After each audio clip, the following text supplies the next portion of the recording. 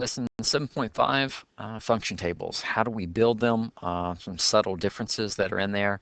And at the same time, we're going to tie in what we know about function notation from 7.3 and also the input-output function machines that we looked at in 7.4. So this is kind of like a culmination of those two lessons. Functions can use different variables. It doesn't always have to be an x, it can be an n. No shock there. A lot of times we will change things up. Instead of using just an x, we'll use a different variable. So that's not a big deal. What I want you to understand is that when we build these tables, we could think of it as the input column, or x, or what's another name for x or input? Hopefully you were saying domain or thinking it.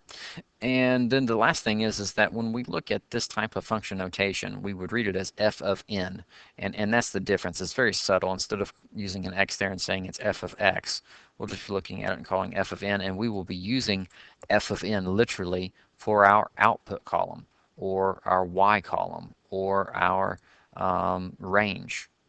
Okay, so let's get straight onto the problem. Pretend that you're given this right here, and I'm just saying, hey, I need you to construct a function table for the following. The function rule is 4n plus 5. So this is the example. This is what you would be needing for your notes.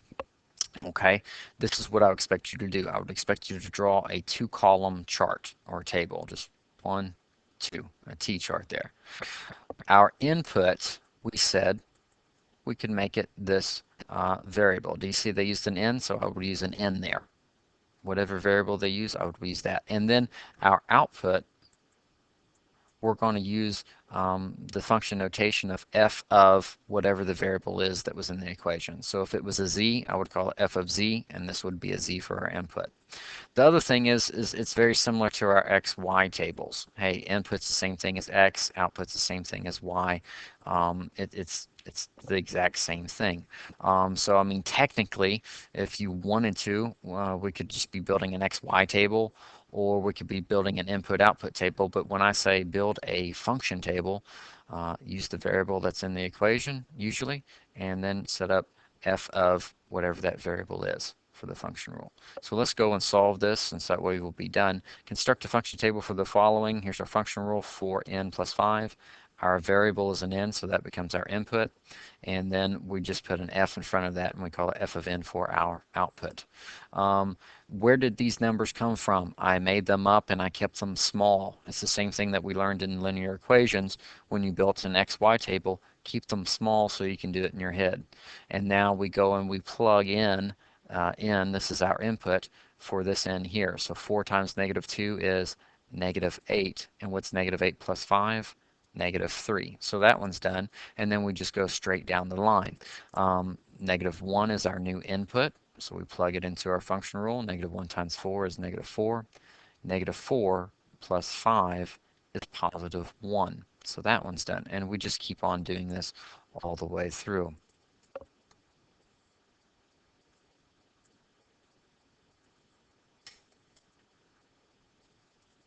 One times 4 is 4.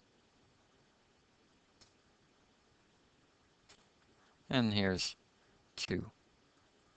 2 times 8, or excuse me, 2 times 4 is 8, and 8 plus 5 is 13. And we're completely done. We have constructed a function table from nothing. All we had was the function rule, and we set it up correctly.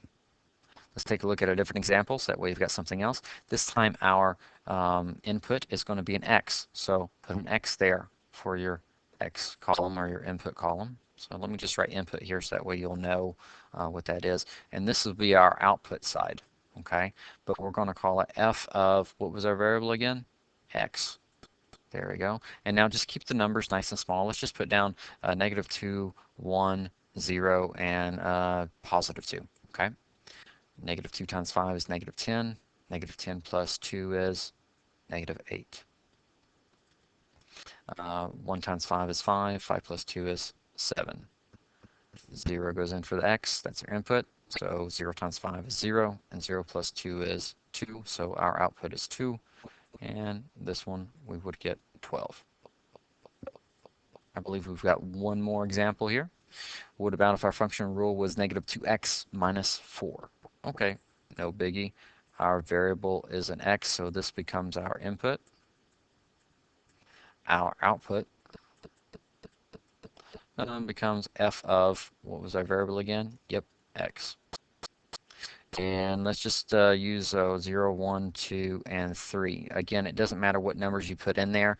If it tells you a minimal amount, use that minimal amount. If they tell you the numbers to put in, you use it. It's not a huge deal. This would be -4, -6, -8, and -10. If I had redone this and I had said, you know what,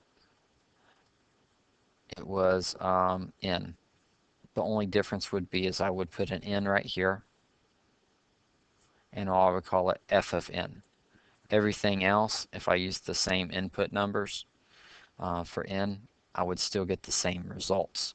That would be the only difference there. So there you go. 6 minutes, and now you know how to build a function table. So let's practice.